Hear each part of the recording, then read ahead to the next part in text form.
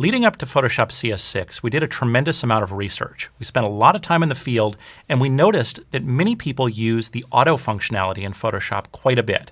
Auto levels and auto curves. Essentially what they did is they just picked a black, gray, and white point, and we knew we could do better than that.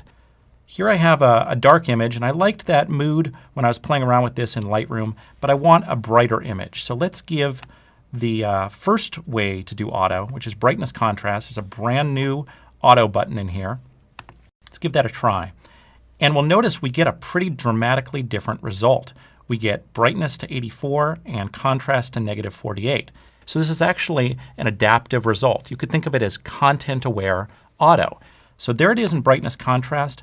Let's look at it in levels so that you can see one of the huge differences in how this used to work. So there's the new setting, the adaptive, and here's the old way of doing things. And you notice not only do we pick up a little bit of a color cast, but we have gaps in our histogram. And each one of those gaps represents data that's missing from the image.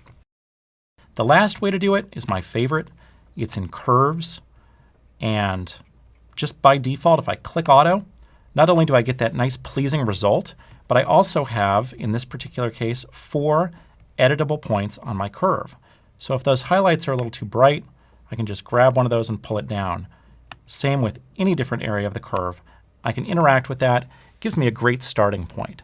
So there you see brightness contrast, levels, and curves, all with new adaptive auto functionality.